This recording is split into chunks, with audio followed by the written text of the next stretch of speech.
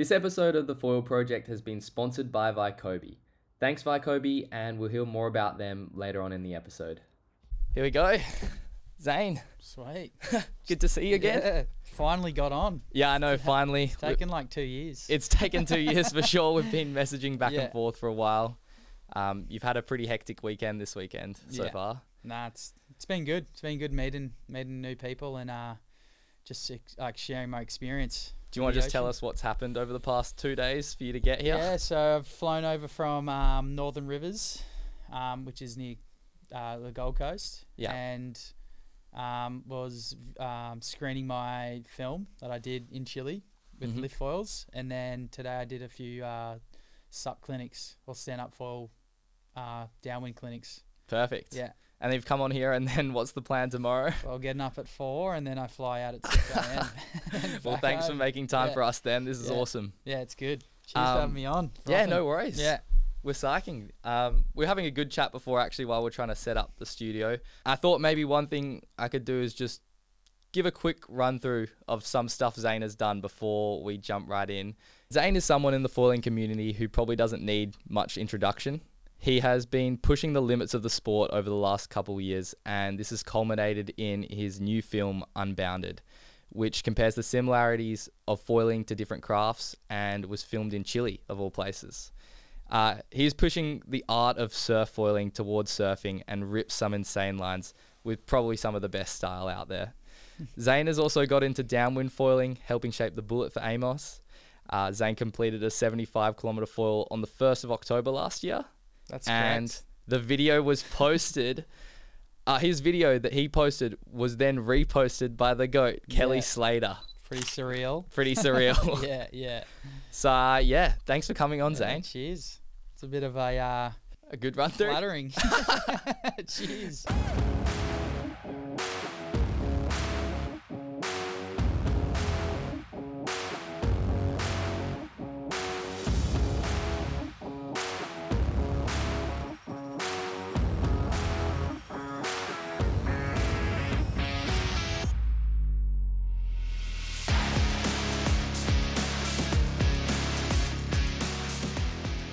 What was your reaction to Kelly posting that? To be honest, like that was a big week of downwinding. That like I did probably 7 days of downwinding that week. Yeah. And then that day was, I think it was like number 6, and I was pretty wrecked by the end. And then what I did is I started at Tweed River, which is the border of Queensland and New South Wales. Yeah. And then paddled out through there.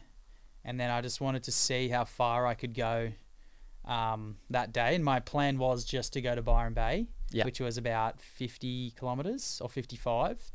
But I wanted to go around the Cape and just see if I could get around from the angle that I was on.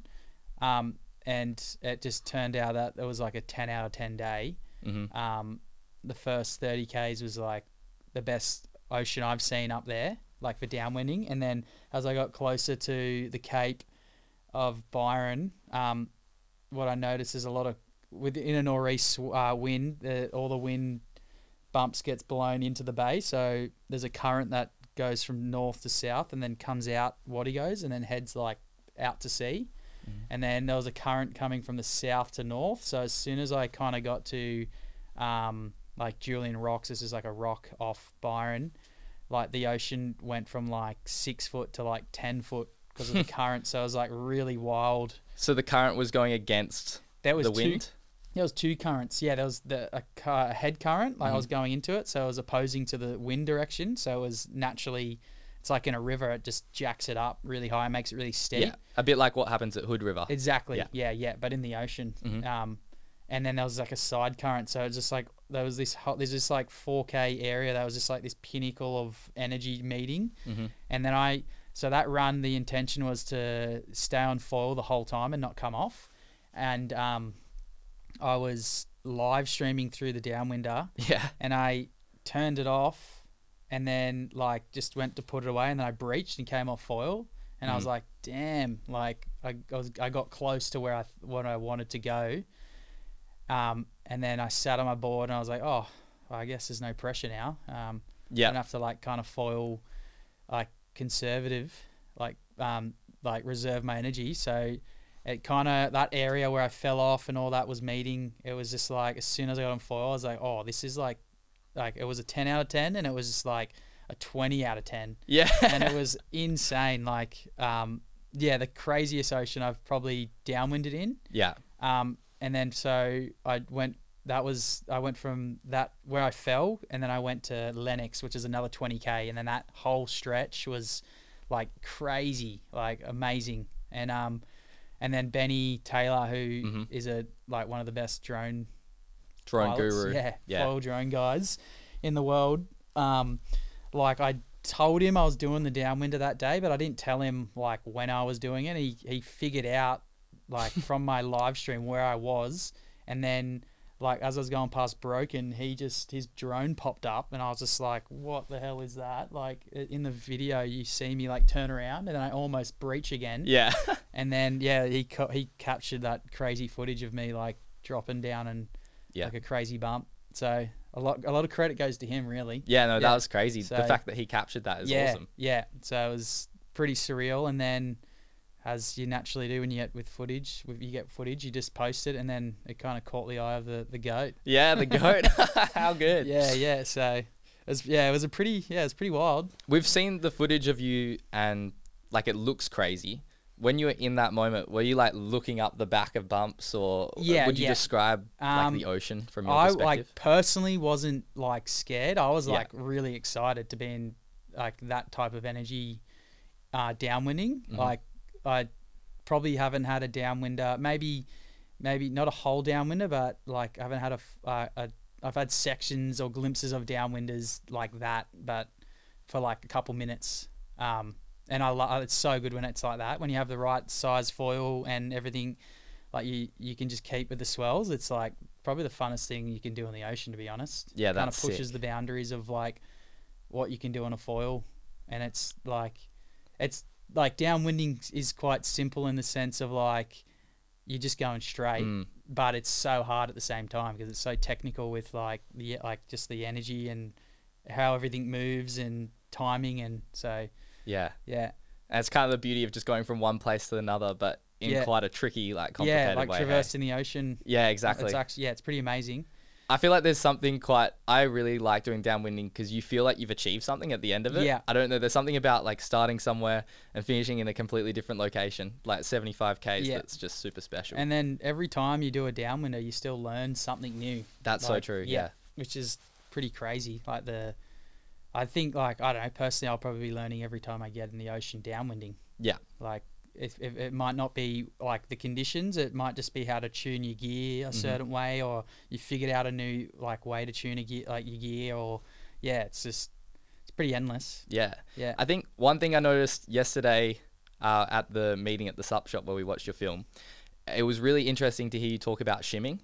And so I think maybe if I try to describe what you were saying a bit yesterday, is you're saying if you shim the front of your foil, you kind of get a bit more front foot pressure. Is that correct? And if you shim the back, obviously you're moving it back. So for downwinding, you're using that to make sure the balance is right between your front and back foot. Yeah. So that shimming, base plate shimming more comes into effect when I use like a tail that I can adjust the shim as well. Yeah. So like with a non-fixed tail, like what I'll do is I'll shim the tail, so it's like say 0 degree, it's just flat, and then I'll shim it past 0, so it's like less than flat, so it's taking lift out of the foil.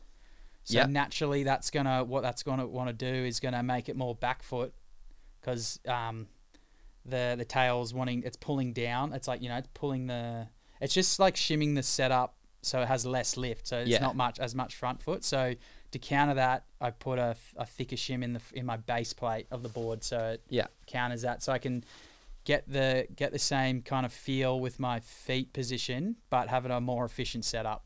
Yeah. I think one thing that you said last night as well, which I thought was really interesting and might help people to understand like the whole point of shimming, is the fact that your foil is always going to sit in the same position in the water.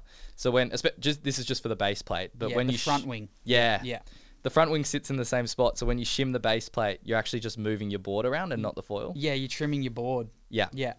So I thought it was like the opposite. It was like your board's gonna right at the same angle, and your foil would change, but it doesn't make sense because if it did that, wouldn't foil the same. It wouldn't hey? foil. Yeah. It'd just be it'd be way draggier. Yeah. You know? So yeah, shimming's something I do with everything, like winging, proning. With proning, I shim a lot. Like it changes session to session just from how much energy or how big the swell is or the waves are. Yeah, actually, the one note I wanted to pick on, this is why I asked the whole question of shimming. Yeah. I thought the most interesting thing you said was that shimming changes how hard you can turn, how tight your turns are. Yeah. Do you want to just tell us a bit about that? Yeah, so with proning, it's definitely more applicable to proning. So when you have put the thick edge at the front. Yeah. Actually, let me kind of regress a bit. It's like, so when you say you have your prone board and the boxes are like at 0 degree, they're flat. And then you just go out and you have no shim in it, and it's like you feel like it's like either back foot or neutral. And then you turn naturally the arc is going to be bigger, like it's a bigger arc or radius. And then when you put a thick edge shim in your base plate at the front, it tightens that arc up because it gives it more front foot feel, so you can turn harder. Yeah. And it makes it more surfy. That's what I'm feeling. And then the opposite with a thick edge in the back. Yeah. Okay. Yeah. And so it makes you be able to do a tighter arc because you can put more pressure on that front foot. Yeah. Okay. Yeah. Cool. That's an interesting. It can't really there's no analogy really for that. Yeah, exactly. Yeah. So sometimes it just comes down to feel. Yeah, so if you're feeling that, maybe other people feel it as well. And exactly. Yeah. And some people think the opposite. Like I remember having a chat with Eric from Progression Podcast, and he's like, I'm feeling the same, but I'm feeling the same when I do the opposite. And it got me thinking like maybe it's just on the setup as well, like what he's riding. And well, I guess the conditions that we have are so different to what they have in Florida as well. So there's so many variables to it. I think personally, I found I transitioned from Axis to Lift at one point. Yeah. And Axis is quite a front foot heavy foil, and Lift is, I think, quite a back foot heavy foil, I'd say. Yeah. And I found that Lift felt more like surfing, because I feel like when you surf, you're often quite back foot heavy. You know, you initiate a bottom turn, you're putting that weight on the back foot. Yeah. Is that... I can definitely agree with that for sure. Yeah. Yeah. It's because when I first started foiling, I was on GoFoil, which is probably the most front foot foil you can ride. Yeah. And I got on Lift and I was like, I don't know if I like the feeling of this, but it was just because I was so used to front foot. And then I rode the 120, and then that's pretty much what made me go to Lift, because it was so good. Yeah, it is so good, eh? It's like still one of the best foils out there. Yeah, I know, it was crazy foil. Yeah. I think, for me, like Lift and Code both kind of have that same feeling of, for sure, it feels like you're surfing, which I really like. Yeah, and I feel like a lot more brands are going that way now, because like I guess with I've come from a surfing background, and I guess to get more surfers into it, I see how they're going the way of like making it a bit more of a surf feel, like back foot, predominantly back footed, like pushing off your back foot when you surf. Like I can see how that's going with foiling. Like Armstrong, definitely a bit more back foot, and then Lift, F1 I felt is quite back foot as well. Yep. And Code, So I feel like it's definitely easier to get into the sport now because of that, like the way the foil is balanced in the water. It's not as like the initial lift isn't crazy like it used to be, like with the like those really, like I learned on a GoFoil Eva, and that was like I'd actually be interested to get back on it and see how lifty it really is. It'd be pretty crazy. Because I was just going to say, I've got two things off what you just said then. I found for me personally, the coolest moment was when I'd like foiled and I could go to surfing and it felt kind of the same. Yeah. And I love that. You actually mentioned that in your film at some point, I think, that was a cool feeling. And also just wanted to point out that Axis released that fuselage where they shifted their mast forward towards the foil. In relative to to the front wing? Yeah, to the front wing. And I think that does exactly what we're talking about, where it puts more weight on your back foot. Right. So moving the mast, having the front wing closer to the lever point, or the mast makes it more front foot. I think more back foot. Yeah. So which is kind of more similar to like the other brands. Yeah. I haven't even think of that, like brands. I know Axis play around with it, but I don't think other brands too much have. Like it's not as obvious. I think they might have just seen that theirs was so far away compared to other brands, Right, and they kind of just changed it a bit, Yeah. and then they called it like the advanced fuselage or Yeah, something. okay. Or So the silly short or... yeah, there's lots of names with that brand. They got a lot of foils. Yeah, which they is do. cool. It's Yeah, good. super cool. It's good to have a lot of variety, I reckon. Kind of go any way with it. All right, my next question is actually going to move on to last night at the shop, and I wanted to ask you, how do you cope with watching a video of yourself with other people watching it? Because I know I've tried to do that a couple of times. I hate it. It's pretty cringy. Yeah. I think hearing your own voice just Yeah. makes you cringe. Like, Yeah. and like, that's how I sound. And I don't hear myself speak often. So when you hear it, you're just like, oh, that's not how I sound, surely. But Yeah. everyone hears it, and they're just so used to your voice. Like, Exactly. they don't even double question it. Yeah, that's pretty cringy. Yeah. Yeah.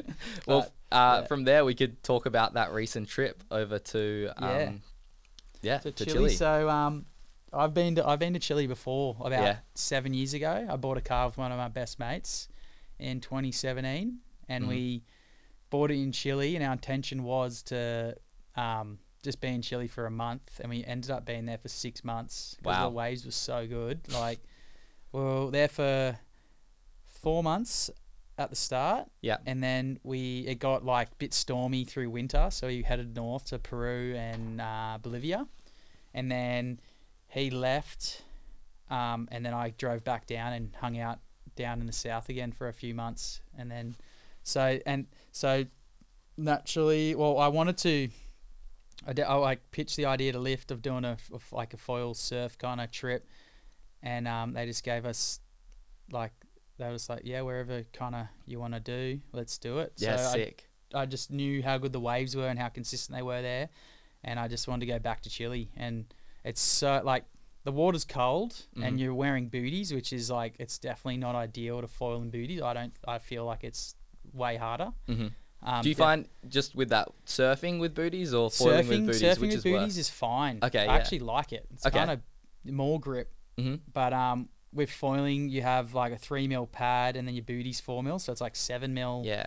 So I just felt not like disconnected from the board. Right. A lot. Like I actually give credit to like Tom Earl and stuff who ride in booties most of the year. Yeah, just like it was like the micro feelings you have when you're just like barefoot. Yeah. Is like to me, it's quite important when I'm prone foiling, and like it could just be like that much of a movement, and it changes like how the foil, how I can foil. So, but yeah, so I, went over to Chile with Dane Wilson, who's the filmer. Yeah. Who was the filmer, and then we got an RV for 2 weeks. Cool. This pretty outrageous thing. Yeah. Actually, the owner Yeah, of you it. mentioned that in the The owner of it was such a legend. I wish we kind of captured his personality a bit. He was such a funny dude. Yeah. So yeah, we just got the RV and then just headed kind of south of Santiago, where there's like a lot of point breaks in that area, and they're all left-handers. Yeah. So I just wanted to be going left the whole time. Yeah, as a goofy foot. Yeah. Yeah, fair enough. I can. WA's the spot for you as well. Then, hey, we got a definitely. heap of left-handers. I know, it's mainly lefts. Yeah. I struggle as a natural footer over here. Yeah, well, you should come over the east. Yeah. All he goes is a right-hander. Yeah. Yeah. Yeah, I just like wanted to go back and foil it. Like all these waves that I saw years ago, I just wanted to rediscover it on a foil, and we got some really fun conditions for surfing, foiling, and a bit of body surfing, which is good. It was really good to go back, especially in the south. Like not much had changed. I thought it'd be a lot more built up, but it's all fishing villages and kind of farming, so it's not like the infrastructure is still quite like not primitive, but more rural, it was really nice to see. What's the kind of reception to you being there? Especially, I was actually interested, like with the camera. What's people's reactions of like you walking around with someone filming you? Definitely, or it's like surfing. We had probably 2 incidences that were like just people kind of like, what are you doing? Like surfers, a bit more kind of standoffish. But with foiling, like it's not a threat to surfers. They don't even kind of.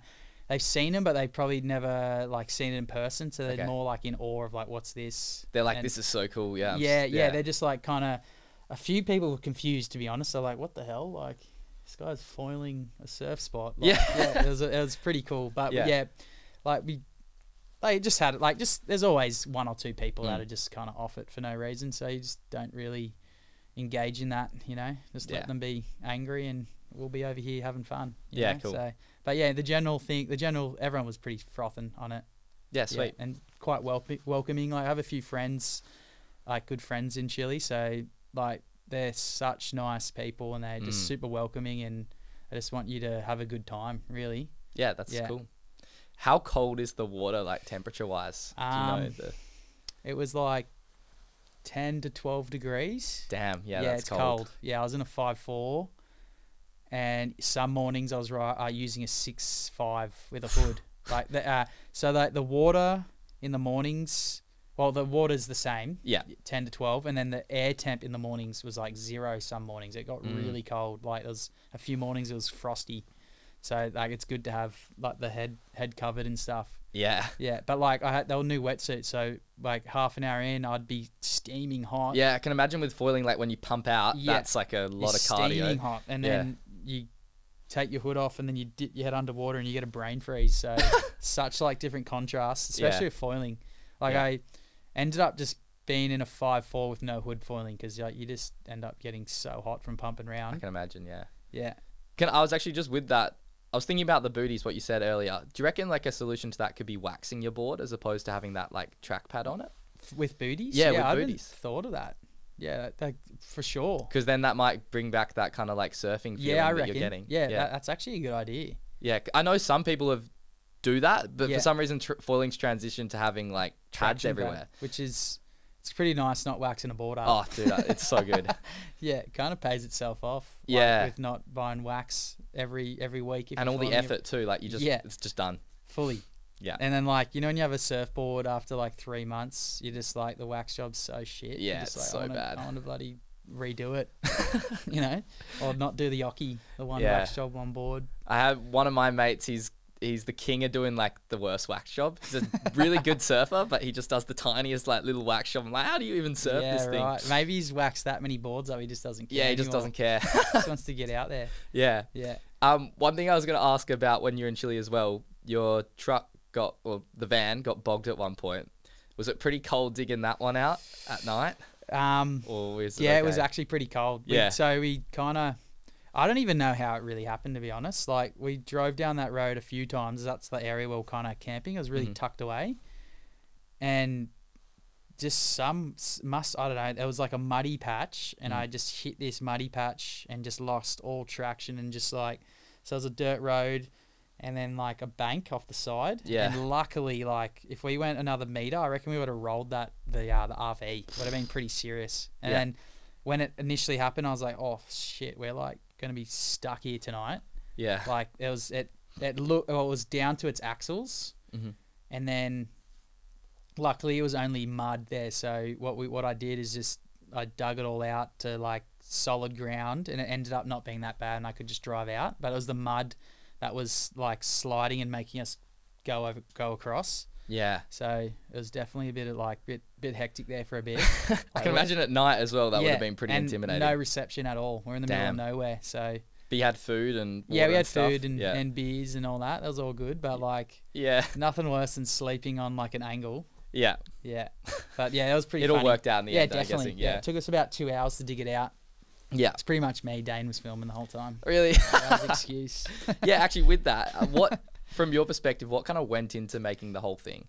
Like, I know it sounds like Dane did quite a lot of filming, but what was like your role? What was his role in? So we had a bit of a plan, of like, we wanted to get a bunch of foiling, and naturally through the trip, like, the waves progressively got better and better. So at the start, the waves weren't the best, and then each session, the quality of the waves got better. So like, the way it's been shot is how it was the sequence of the trip. It wasn't like a session from the end of the trip put to the start. Yeah.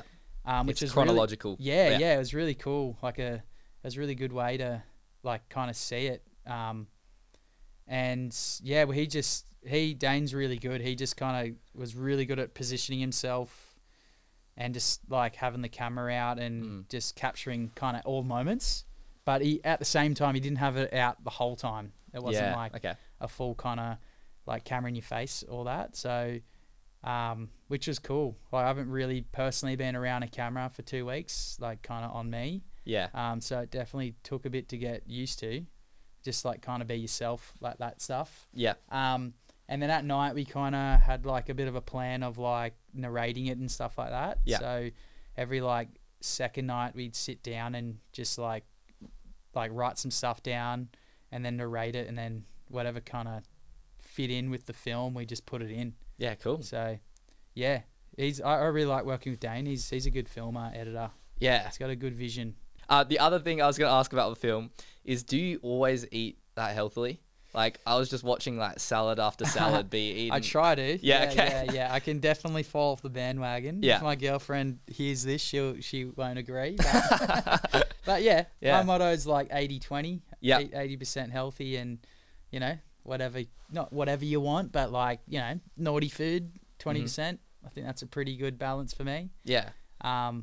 But it's like anything. You can go through periods of like, for me, I'll go through periods of eating like super healthy when I have like something like a goal or something, and then like through summer, it's like a bit more of a social kind of time of year. I'll just, you know, be a bit loose, like not loose, but like, you know, just drink beers and have a good time. I think it's quite important to have a good balance instead of like, for me, I can't have a regime of like one thing. I kind of like to do other stuff, and that kind of applies with foiling, like everything. You know, I get a bit bored if I do one thing and that's it. I like to like leave that and then do something else and then come back to it. So yeah, I think that's a really good way of like doing lots of things, because you kind of get to consolidate those ideas. Yeah.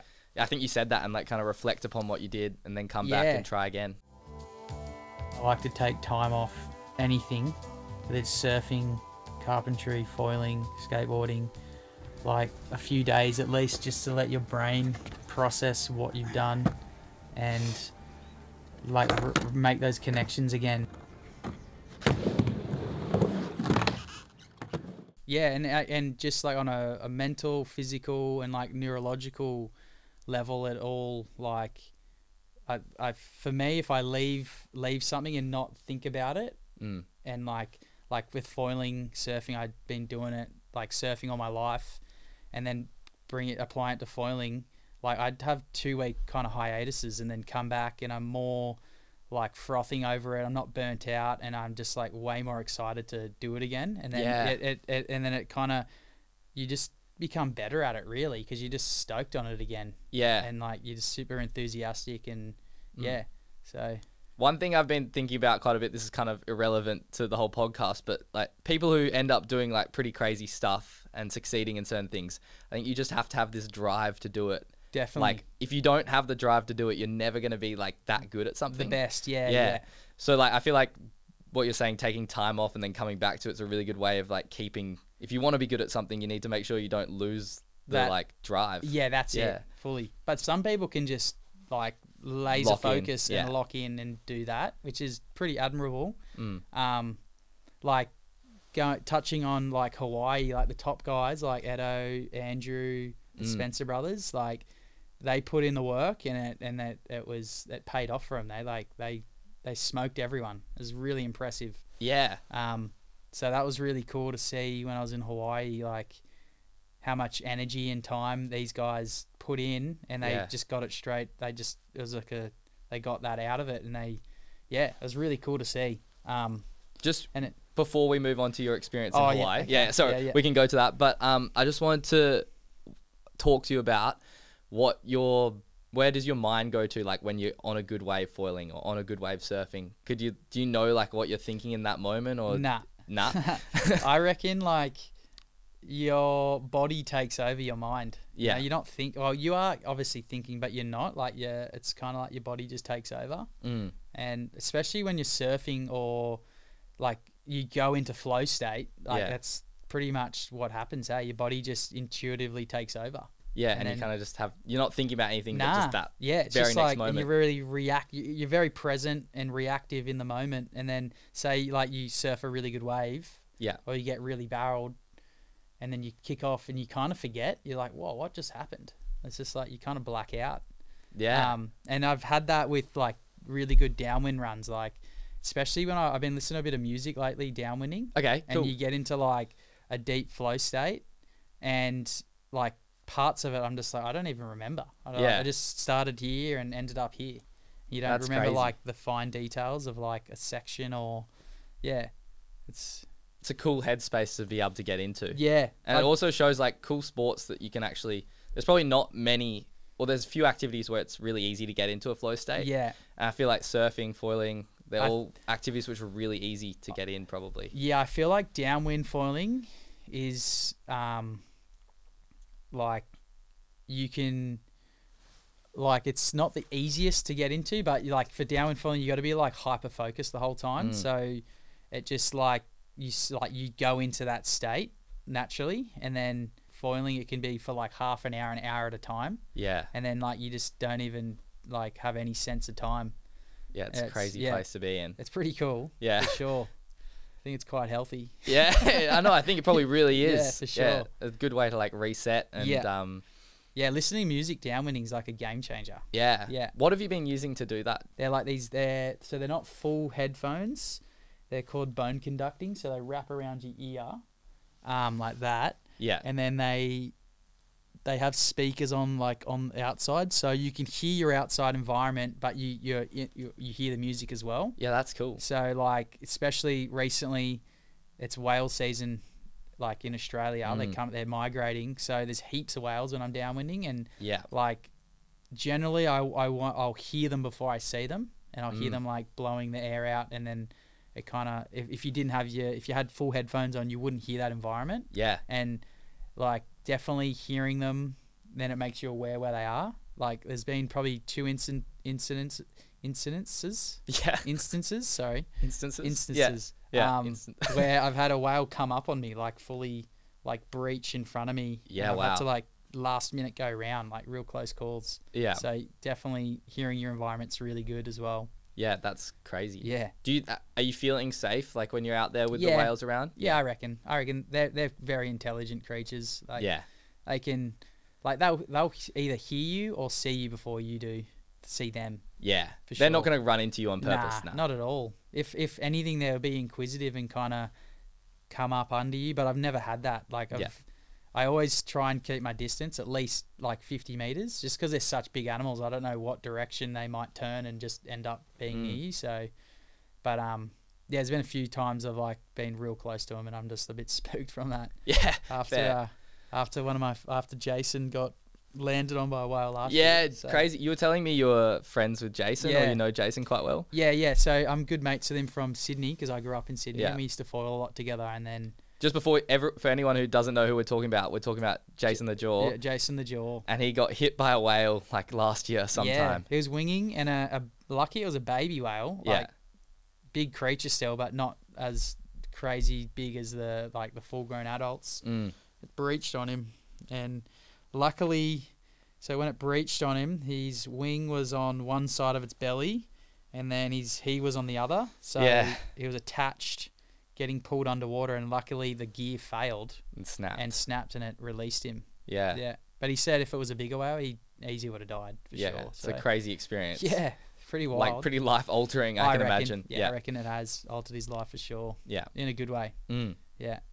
I think we've kind of been talking about safety right now. And I want to talk to you about the sponsor of this episode of the podcast, which is VAIKOBI. I know you've been using VAIKOBI gear. Yeah. Do you want to just tell us what you've been using and how it helps you with downwinding? I've been using VAIKOBI gear for a while, and then this year I've become an ambassador for them. Okay, cool. And which has been amazing. Pat's a really good guy to like work with, and he has the same vision of like keeping the community safe and just producing good gear as well. So especially like the PFD life jackets, the fluoro ones, I reckon it's a really good idea for everyone to wear them. Even if you're like very experienced or learning, anything can happen, you know. in the ocean. So he's produced a really good product. The life jacket, which a lot of people use his products because it's such a good thing. There's heaps of pockets and recently we've been getting listeners to send in some stories they have, foiling stories. But this week we're going to up the ante a little bit, and VAIKOBI's agreed to do a giveaway. Really? So wow. yeah, for everyone who's interested in winning a VAIKOBI V3 vest that's valued at $230, yes, send in your foiling stories. The next podcast will hopefully read some of them out. Yeah, we'll pick a top 3, read them on the podcast, and number 1 is gonna win the VAIKOBI vest. So and what entails? What would be the best stories? Like that's a good question. Actually, a danger or like just a good. Oh, I think we were gonna kind of put it up to a bit of discretion on our own part. But what would you recommend? What do you think is gonna be? I a good reckon story? Put a poll on Instagram. Oh, that's a good idea. That's a great idea. Yeah. Make like a series of elimination, I guess. But that's a hard one. There's so many stories. Yeah. I can kind of give a pretty good story from the first. Well, what got me into foiling is so my mate, good mate from high school, his dad was foiling like 2 years before anyone I know. I knew. He was like probably one of the first guys in Australia to have a foil. Probably him and James. Yeah. And he was foiling one day. This is way before I foiled, and he breached and his foil hit him in the face and he got 50 stitches over here along his face. Yeah. And then I bought that setup off him and that's what got me into foiling. No way. The face killer. Yeah. So, yeah. Anyway, if anyone's got good stories, please send them in. We want to hear them. You can win a VAIKOBI vest out of this. Yeah, that's an amazing prize. Yeah, it is a pretty epic prize. So I'm thinking like worst stories. What's happened to you that's been horrific? Best stories, best moments. Yeah. Or just anything that's interesting. Just a story. Yeah, a story. We love good stories. Who doesn't love a good story? Exactly. How to send them in? The easiest way is probably just to DM the Foil Project on Instagram. We would also really love if people sent in voice recordings or videos. So that's a bit more like brownie points for the vest. I'm definitely going to give the effort to the voice recordings and videos, but send them in. We'd love to hear them. Oh, that's exciting. Yeah, it is exciting. Yeah, cool. Pat's a generous man. Yeah. Yeah. Also, just on that, I did a quick interview with Pat this week, so we'll chuck that in now. Oh, cool. Obviously, we're not going to hear it right now, but you guys at home will hear it now. Hello, Hugh. How are you, mate? Good. How are you? Good. Yeah, thanks for good to see you. Organising this. This is great. Yeah, no problem at all. Yeah, it's good to have you on. I thought I could maybe start by just showing like this is my VAIKOBI I've had for the past couple of years. Oh, look at that. And one of the things that I like made me buy it and I liked most about it was that the like fluoro colors. So I was just wondering what the decision making for that was. I know it definitely gave me peace of mind safety wise. Yeah. It's funny you asked that because we were one of the first brands that did bright color PFDs. So and that evolved when we first launched our PFDs. I think back in 2014, and a lot of the races were starting you to require to put like high vis vests over the top of your PFDs because most of the ones at that stage were like mustard color or pretty ordinary colors. And then so we came out with the fluoro yellow and fluoro orange one straight away, and they were a real hit. And so to this day, the fluoro orange and the fluoro yellow are still like the standard for offshore, but they do allow the bright pinks and the bright blues as well. But typically, if you want to be seen, the orange and the yellow are the go-to colors. Yeah, cool. Awesome. Well, I guess VAIKOBI's been everywhere in the foiling scene recently. Can you tell us a bit about how you started getting involved in that? Yeah, totally. Yeah. So like we started our brand back in 2012 and we were primarily focused on the paddle sport market, and myself and our head designer, we had a bit of a background in water sports and worked for sailing brands and sort of, general water sports brands. So we had an idea on what we wanted to do product wise, but certainly as the paddling business evolved, that was great. And we started doing a lot back into the sailing business that we'd already been working in, but then wing foiling came in, and I took up that basically. I think back in 2020, is that when it came in? About 20, I think we about then. Yeah. Yeah. So I've sort of fell in love with wing foiling, and then we've got a pretty awesome crew, particularly here on the northern beaches. You know, guys like James Casey, and then also you've got Zane Westwood, who's now moved further north, but from around here, and so we had a pretty good crew of guys that were starting to get into that downwind foiling bit as well, and there's a bunch of other locals. So we've been able to sort of start to work with those sorts of guys and understand their requirements, but the other thing that happened is we also started to engage some of the other guys overseas that were really embracing the downwind foiling part. Yeah, cool. And I think that's been a really good sort of point for us to get involved. And, you know, our vests are popular with those guys. So, but, you know, the good thing is I think people are now discovering our brand and working out all the other great water apparel we've got too. Yeah, awesome. That's really cool. Well, maybe the follow-on question from that is what would you recommend for foilers? Like, what are you recommending, downwind foilers or wing foilers to use? Yeah, totally. Oh, I think downwind foilers, and most are wearing them already. You know, the V3 PFD, the ocean racing vest that's got the zip on the front, or the one that you've got, the VXP, that's got a larger pocket. So some people prefer that because they can store a lot more stuff on the front. Both of them have the hydration pocket. So they're bright.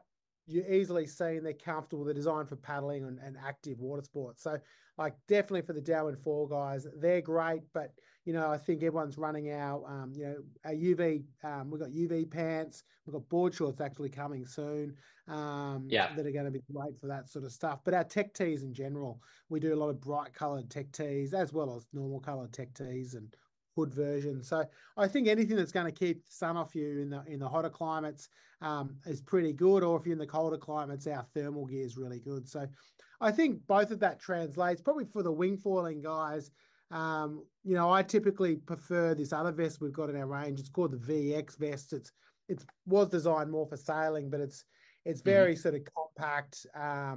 It's a version of that one that you've got, but it comes in black and cyan. And I typically like that for wing foiling, just because it's nice and minimal. So yeah.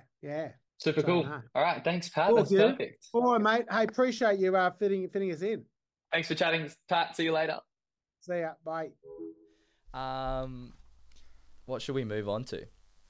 Maybe Hawaii? Oh yeah, perfect. Yeah, Hawaii. Yeah. Tell us about your experiences in Hawaii. When did you get there and what kind of happened? There's a bit of a backstory. Yeah. Not many people know, but a few years ago when I was in Chile, 7 years ago, I spent 9 months in South America and then ended up going to the States. Wow, okay. To do a season in the snow. And I overstayed my visa because I didn't want to leave. Yeah. I was having too good of a time. And at the time I was like 21 or 22. So I was like kind of like a bit naive or ignorant. And I was like, oh, it's not going to matter too much. Like, anyway, I overstayed my visa. I can't remember how long, but so it's when not the best country to overstay your visa in, I imagine. Not at all. Definitely not. I was just like having too good of a time. Yeah. And I didn't want to go home. Yeah. But so I got home. Didn't matter. I didn't get pulled up at the border or anything. But when I wanted to go to Hawaii last year, I applied for so I was on an ESTA visa, which is the normal tourist visa that everyone gets. Yeah. That's a 3-month visa.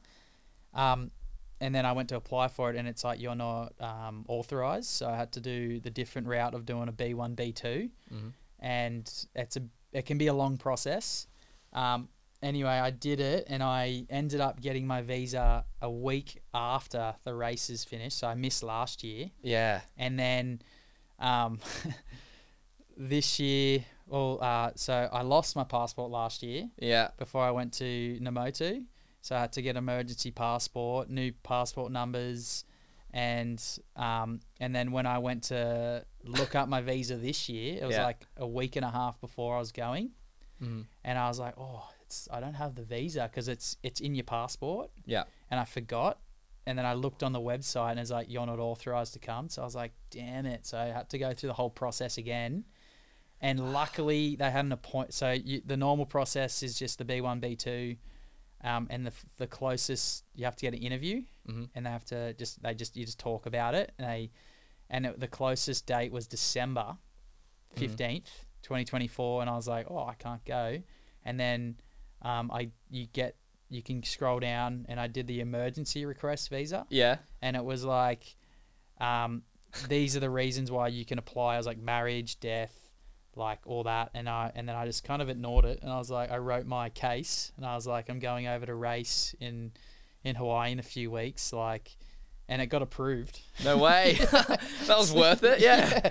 So you wouldn't have been over there without that. Definitely not. I was like, sure. I was like, I'm probably not going to get it in time, but I'll try. I may as well. Yeah. You tried every last thing you could. And it was like all these, like situational things of like, just that, family, like, and I just told them I'm going over to race ocean races. I'm only going to be there for a certain amount of time.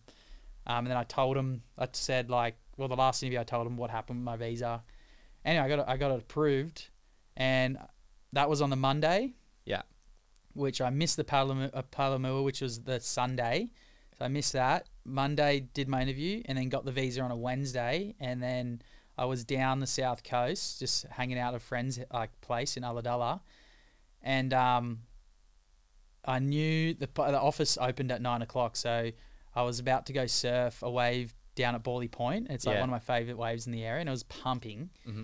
And I was like putting my weddy on. I was like, oh, I better just check my email just to see if it's been approved. And literally was approved. And then I got out of my weddy, drove to Sydney. Yeah. And the office closed at 2 p.m. Got there at 1:30.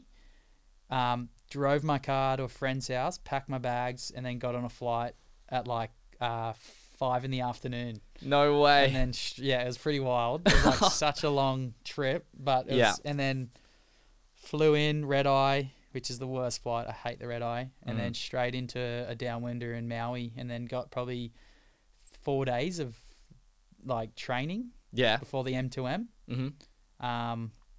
And yeah, the M2M was fun. I actually I blew it. I rode too big of a foil. Yeah. I just psyched myself out. So I got a lift out to the start line on a boat, and I had 2 of my foils there, and then I had my 110 on, and then I just psyched myself out the last minute. I was like, I better put the 130 on because the end might be glassy. Yeah. And it wasn't. It was pumping the whole way. Yeah. So because everyone was saying it was going to be really light, and then it ended up being really windy. Hey? Yeah, the angle that was the wind angle was like coming from the northeast. So like as you come around Molokai, it bends around a bit, but the wind just bends around with the island. Like it doesn't create an offshore. It's just like the effect of the vacuum or the pressure just sucks it around. So it got better and better throughout the whole run. Yeah, no way. So I was just way overfoiled. Yeah. Kind of blew it, but that's all right. It was like the first time I've ever been there, and it was a good learning experience. So especially for both those races, I know what to expect next year and what to ride. And yeah. And I'll definitely train for it.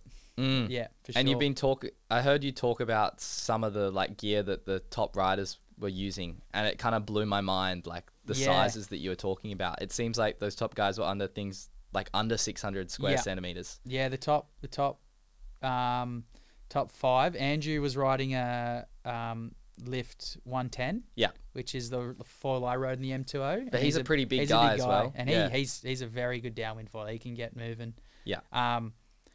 And then the other guys, and they're lighter. So Andrew's around 100 kilos. So in like ratio to the weight to foil ratio, it would have been pretty similar to like what they were riding. And Edo was riding like a 600 or even smaller, and then the Spencer brothers are riding around the 500 mark. That is crazy. So, and they're quite light. So it was pretty crazy. It was a completely different race with the top 10 guys. And then Kane had one of his scientist foils, which is really sick. Yeah, that's cool. Yeah. He made those top, say 6 or 7, they're on another league, and it made the whole kind of field realize, like, if you want to kind of be the top 10, you got to properly train and take it quite serious, which is really cool to see. It's like pushing the sport, especially with the racing, in a good direction. Yeah, people are really interested to commit to it. Yeah. It sounds a bit like a half marathon or something now, time-wise, where people, like, if you want to be good, you got to be dedicated. And super dedicated. Yeah, that's where I'm like very like I admire people who can just like focus in on something and set a goal and just get it done. Do you think that you'd aspire to like be running that top pack if you could, or it's not one of your... Definitely, 100%, yeah. I'm quite naturally competitive, always have been, and like definitely with the M2O, I was stoked with my performance, but I could have done better personally. So that's just like a good learning curve for next year, just to, you know, be more serious and train, like do a lot more long downwinders and just do other things outside of foiling to train for it. So yeah. Did you manage to do the whole run clean from start to finish? I fell twice. Right. So I fell at the start. So the start, we started in the bumps this year, which is a really good way to do it. And every rider has their own boat on the M2O. So it's like over 100 boats. Hey. And from the M2M, there was probably like 20 boats. A few riders had their own boats, and I got stuck behind a few boats because I was going so slow. And it, like, for the M2O, I was like, I don't want to be near anyone. So what I did is at the start line, I went the furthest north, which is into the wind, and I was like probably one of the furthest foilers upwind on the field. So I had a bit of boat wake, but it was like so mellow.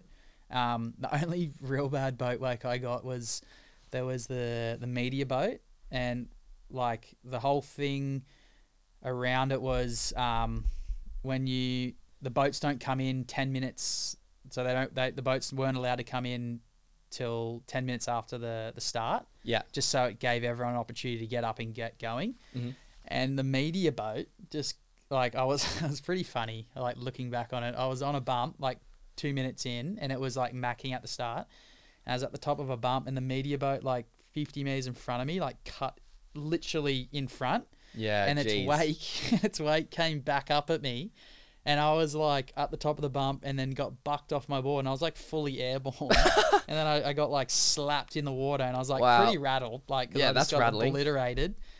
And like, it took me probably less than a minute to get back on foil, but I was like, whoa, that was crazy. Like, how fast were you moving at that stage? Like hooking it? High 20s. Yeah. Like everyone was at the start was moving quick. Yeah.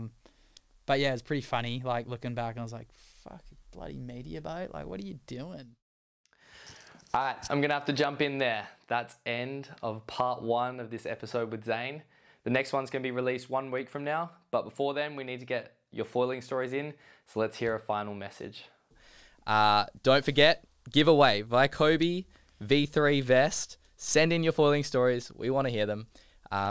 Cheers. And thanks for coming in, Zane. Excited to hear the winner. Yeah. It's going to be a good story. Yeah. Also, I want to say, we know you have those stories, guys. Like, everyone's got a good story. Don't be afraid. Don't be afraid. Tell an outrageous story if you got one. Yeah. Throw your friend under the bus.